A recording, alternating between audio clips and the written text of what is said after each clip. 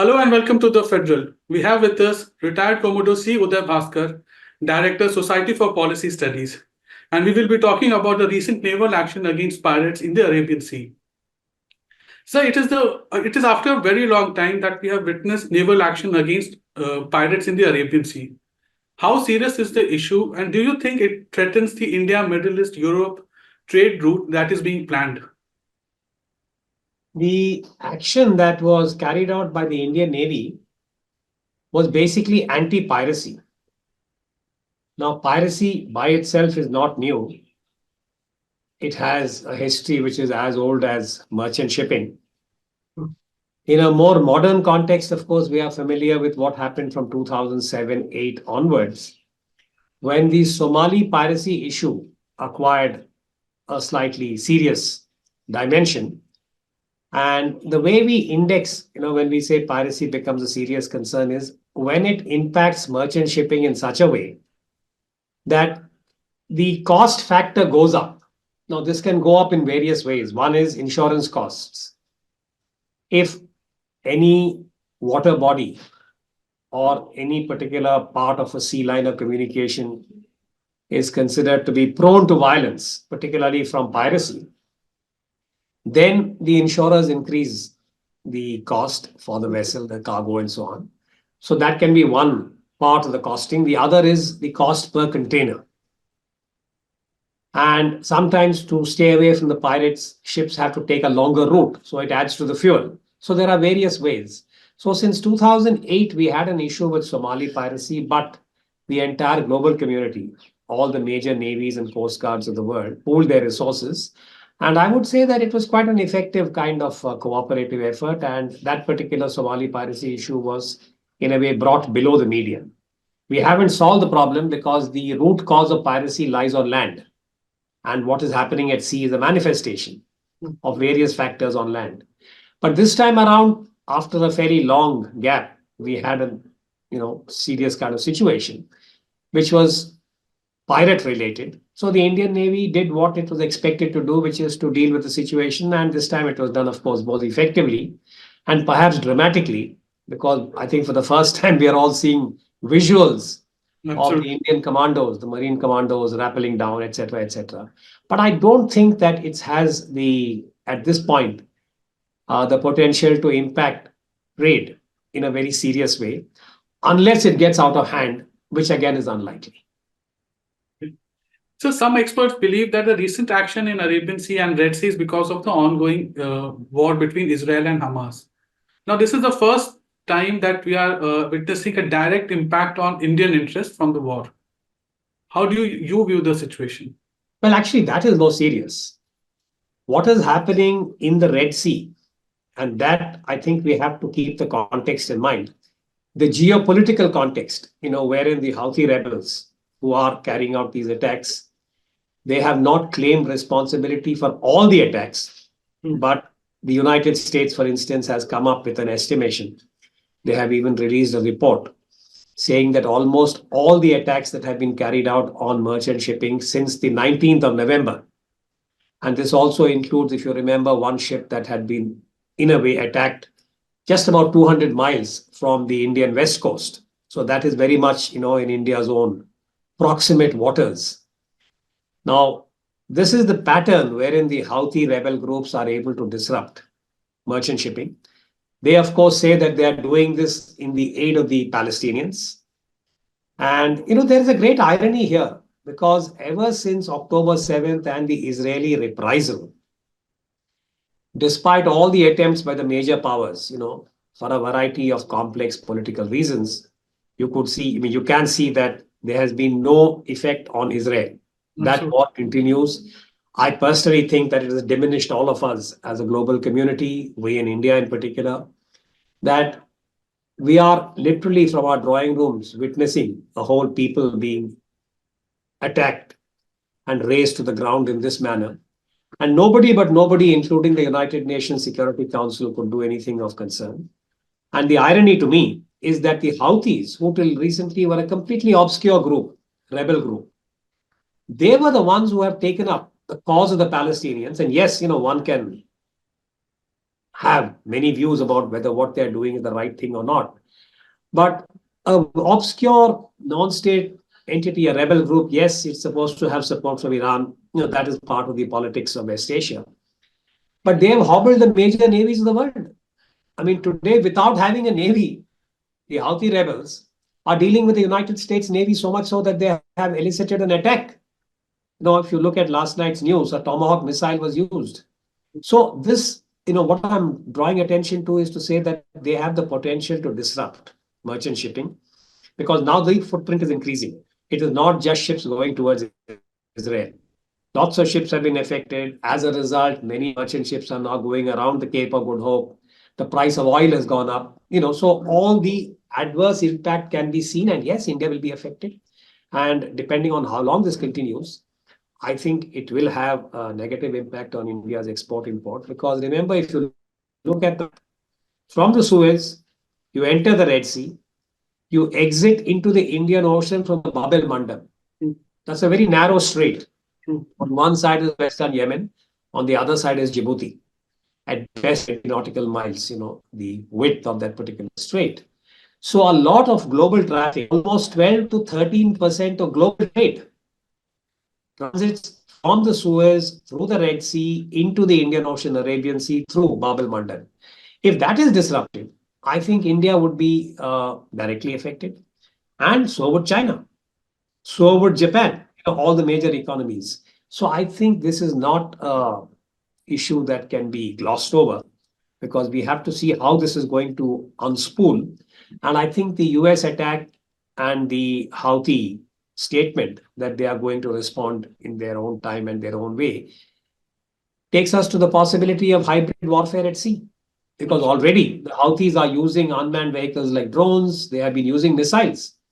Even the Indian ship that was attacked with the Indian crew run, we gather reports that it was a missile attack.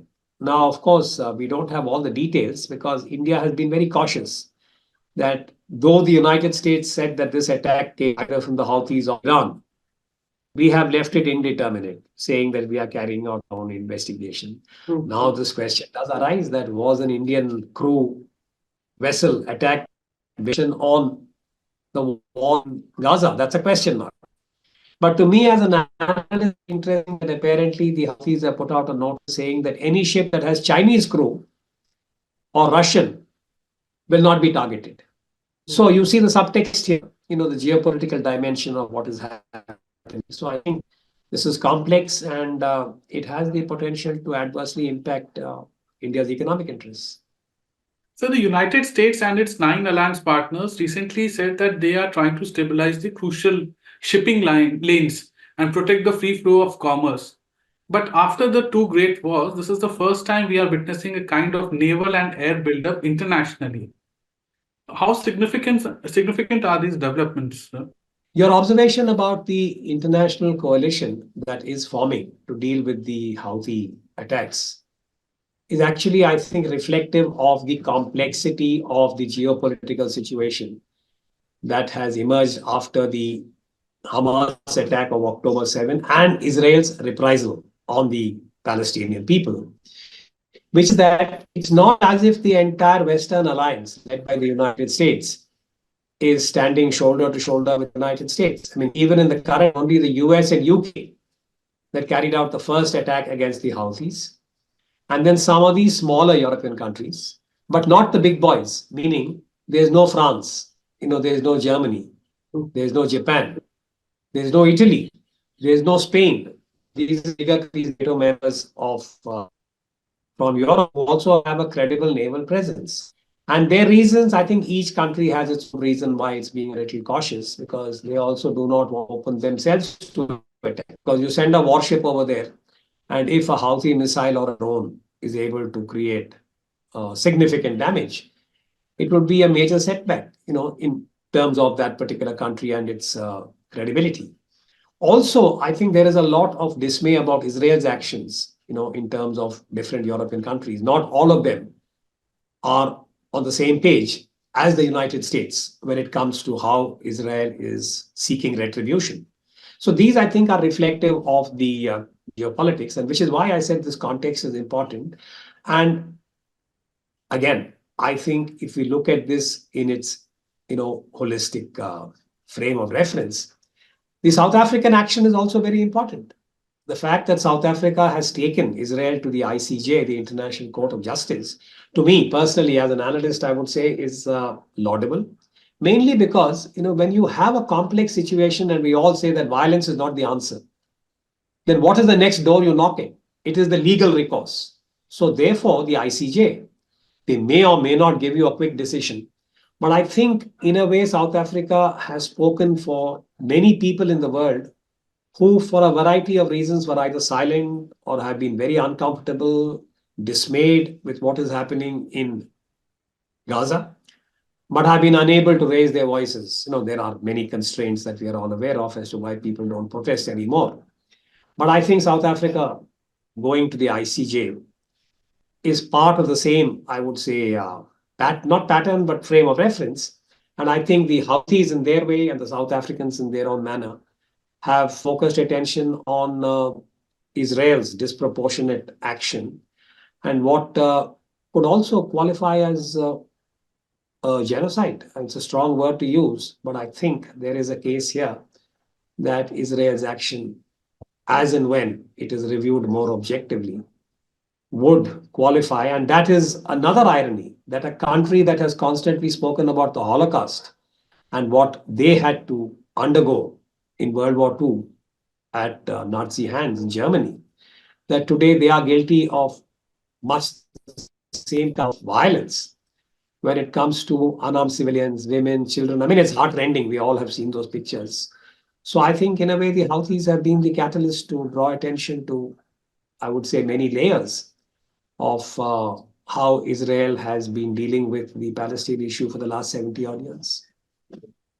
So some people believe Houthis are being backed by Yemen and Iran. Now India is facing a dilemma because India has good relations with Iran. How difficult is the situation for India, sir, to balance relations with Iran and, of course, protect its trade routes?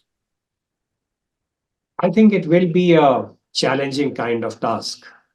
And this is not new. I think India's engagement with Iran over the years, particularly after the revolution, and we had what you would call as the theological profile of Iran, which now sees itself as the major or the principal power which is projecting the Shia face of Islam. That, I think, is the complex dynamic which runs through the entire West Asian world and also South Asia, all the way up to Bangladesh. Wherever there is a Muslim majority, I think the Iranian influence is differently manifest. It's, of course, most visible at the moment in West Asia.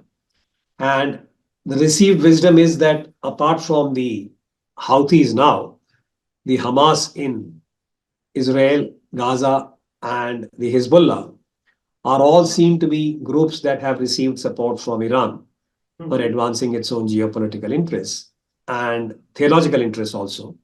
And you can see that the Houthis had actually come into regional focus a few years ago when they took on the Saudis. If you remember, they had attacked Saudi hydrocarbon assets, and again, they used their limited assets in a very innovative way. And there was a time when both the militaries of the Saudi government and the United Arab Emirates were engaged in a war, a regional war against the Houthis. So I think Iran and its own footprint, as far as West Asia is concerned, has got many levels, many layers. Also, I would say many interlocutors, of which these three, of course, are now the most current. And for India, when I say that it would be challenging, is because if you look at the relationship with Tehran over the last 3 or 4 decades, we had a fairly prickly kind of situation when it came to the nuclear issue. If you remember, when Iran was being subjected to international protocols and the United States had led the charge that Iran should not get the bomb, India had a difficult task. It was a tightrope walk. Absolutely. We had just tested our own capability, and we were also, prior to our test, we were also seen as among the bad boys. India and Pakistan have come out of that. But today it is Iran and North Korea, which are seen as the equivalent of at one time the axis of evil. And Libya, of course, is no longer in play. But I think for India, dealing with Iran will be challenging. And you must, because I don't think that you want to deal with the Houthi problem in a, again, holistic manner. Diplomacy has to be pursued. And for that, I think the fact that our foreign minister, Mr. Jaishankar, Dr. Jaishankar, is in Iran for a bilateral may give us some kind of window, I think, to talk to Iran and ensure that, well, for a start, that Indian interests are not affected. To see how the larger issue of shipping and the Bab el Mandeb can also be addressed. So there are estimates that suggest that if the high seas remain unsafe, India could lose a substantial portion of its exports this year. Now, some experts believe it could be as high as 6 to 8%. How credible is this threat, sir, or we are overestimating this? I think at this point, I'd be a little hesitant to endorse that view because, 6 to 8% of India's overall trade is a large figure. True. And, it's not as if India's entire trade is dependent on the Bab el Mandeb. True. Whenever there have been problems at sea, I think this is one of the interesting aspects of the maritime domain, that it arrives at an equilibrium after going through a certain, disruption. Now, there are instances in the recent past. For instance, there was a time when Iran and Iraq were at war. This was during the Cold War decades. And that was a war that went on for almost 8 to 9 years. Merchant shipping, particularly oil, was disrupted, hydrocarbons. And yet the global markets and the major powers found a way of quarantining, that particular part of the water body and ensuring that it was business as usual for the rest of the world. Again, we've had other instances, for instance, an accident where the Suez was shut down because the ship had, run foul and had got grounded. You will recall that merchant shipping was quite dramatically impacted and ships were lined up. It was almost like a traffic jam in a metropolitan city. But again, it eased up and various, I would say, alternatives were also found. At this stage, given that the Houthi and the Red Sea situation is still confined to one geography, and we are talking about 12% of global trade that goes through the Bab el Mandeb, I would say that if this is in a way dealt with appropriately, perhaps the negative impact would not be as severe. But then, we have to be prepared for any exigency now with the second attack by the Americans on Saturday, that is yesterday, and the response of the Houthis that they will take appropriate action and that they will be their own equivalent of a reprisal. We're not quite sure if for, as I said, reasons that of escalation and there is some accident or deliberate kind of plan. Because yes, there is one view which says that the Hamas and the Houthis now would like to escalate and make this a larger kind of war and bring in the entire world, mainly so that the Palestinian cause is illuminated. But we know again from recent experience, the war in Ukraine should serve as a reminder that there is no quick end, to a war and that you can play it like a computer game and sort of at the end of 30 minutes say that, winner is so and game is over.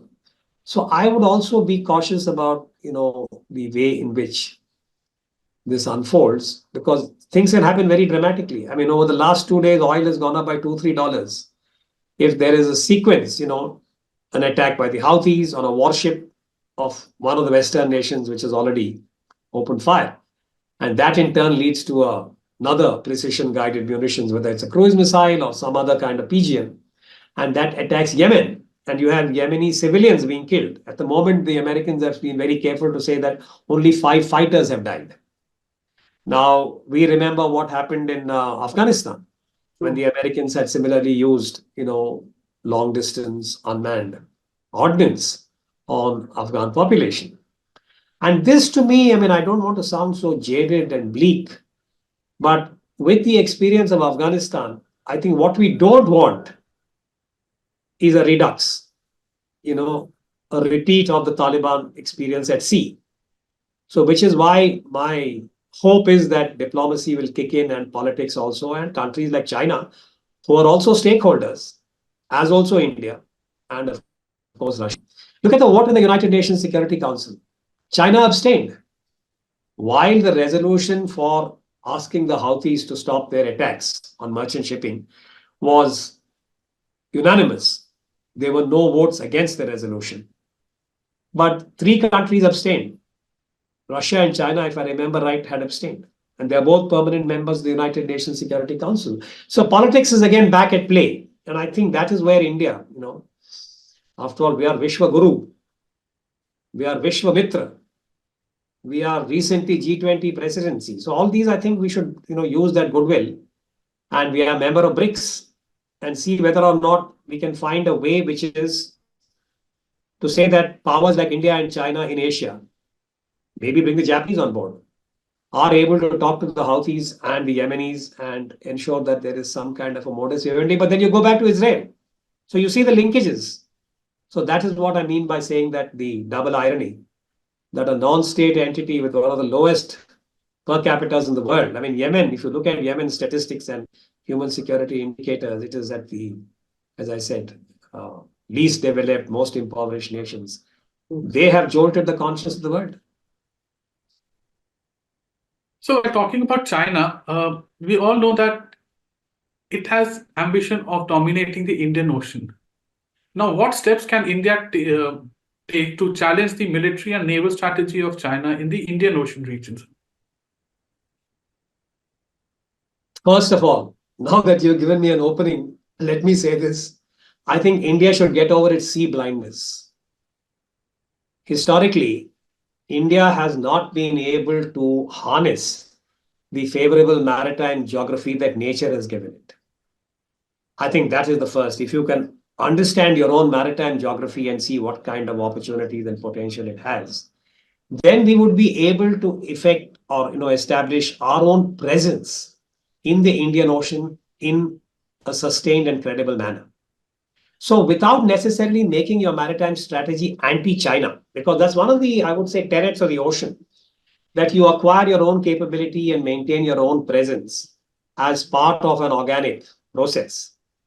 Because no navy in the world should, as I said, as the tenets go, is nurtured or sustained against a single point threat. That may be true of armies. But because of the nature of the global commons, which is the high seas of the world, and now with global warming, we are going to perhaps have 5 oceans that will become navigable. Till recently in our generation, we spoke only of 3 navigable oceans in the world, the Pacific, Atlantic, and Indian Oceans. To ensure that the waters that are proximate to you, in our case, the Indian Ocean. Now, let me also add this, that the Indian Ocean is not India's ocean. It just happens to be named as the Indian Ocean. But yes, as per the UNCLOS, we have got a claim up to 200 nautical miles as part of the exclusive economic zone. And beyond that is the high seas. Any major power which has the ability, whether it's merchant navy or military as the navy or submarines or whatever, has the right to be in the high seas of the world. That is what the tenets of the sea are. So one cannot hold this against the Chinese as to why are they in the Indian Ocean? Why are they in Djibouti? Why are they now investing in Maldives? I would, as an Indian analyst, say that this is a very interesting reflection of Chinese resolve, that traditionally China has been a land power. They have very unfavorable maritime geography, meaning that if you look at the Western Pacific, China is actually hemmed in. They can't sail out like India can sail from Bombay, India can sail from Visakhapatnam, etc., the Indian Navy. There they have to worry about the Japanese, they have to worry about the South Koreans, the US alliance, they have to worry about Taiwan. So for them, the access to the ocean is constrained. Therefore, they are looking at the Indian Ocean. And they have been at this for the last 30 years. I mean, if you go back from Jiang Zemin, President Jiang Zemin's time to now, ever since China started becoming an importer of oil, which is the mid-90s, they had, I would say, resolved at the highest political level that they'll become an Indian Ocean power. And they have. With Djibouti, now with the political relationship with the Maldives, with Sri Lanka, Hambantota, Myanmar, Bangladesh, Pakistan, Iran, they have got access. And for India, the way to deal with this is, I think you cannot prevent them. As we can now see in the case of Maldives, I mean, the Indian social media can go nuts about Maldives and say, don't go there. But that is, I think, at one level juvenile. But anyway, the point is that China will nurture Maldives and it will have a toehold there. And now with the kind of technologies you have, underwater domain, hydrography, submarine cables, being able to keep surveillance of the oceans from the skies, satellites, China has got now what I would call as the kind of access in the Indian Ocean progressively that may be similar to what the Americans have by way of the Garcia, by the way of their bases in West Asia, in Bahrain, different parts. The United States has a large number of military overseas bases. Now, for India, I think we have to, first of all, review what is going to be the punctuation of the Indian Ocean by way of extra regional powers, whether it is the United States, whether it is China, whether it is the European nations, and see how this is going to impact our own interests and find a matching response to, as I said, bolster, make robust India's own credibility. And for that, it's not just about the Navy. India has to have a maritime vision. That means you have to look at your merchant navy, you have to look at your ports, you have to look at shipbuilding, the entire gamut of maritime activities. And it's a shame, we've been talking about India as a major economy, very soon will become the third largest economy in the world, etc., etc. But there is no Indian port, major port, in the top 20 ports of the world. Our major traffic is still routed through Sri Lanka or Singapore, from the other major entry ports. And this is what I mean by sea blindness. So these are all the issues that we have to address to deal with the Chinese. And I think, to his credit, Prime Minister Modi in his first term, he coined the acronym SAGAR, Security and Growth for All in the Region. This is 2015. Now we are at the end of Modi 2.0. But till now, we don't have a document on SAGAR. What is SAGAR? It has to go beyond political rhetoric. And how do you invest, into making SAGAR a reality and ensuring that our smaller neighbors, if you remember, this was the 3-island tour that he did, Mauritius, Maldives, Sri Lanka, that how do they see India as a preferred partner? Here again, I think India has lost very valuable ground to China, both in Sri Lanka, that entire Rajapakse Hambantota episode, and now with the Maldives. So these are all composite, it's all part of the lattice. And that's why I think our sea blindness has to be acknowledged. Unless you acknowledge an inadequacy or a shortcoming, you will not be able to redress it. So I think that, to my mind, is how we can deal with the Chinese. Again, we should not unleash social media on China about the Indian Ocean. I mean, that's my perhaps unsolicited observation.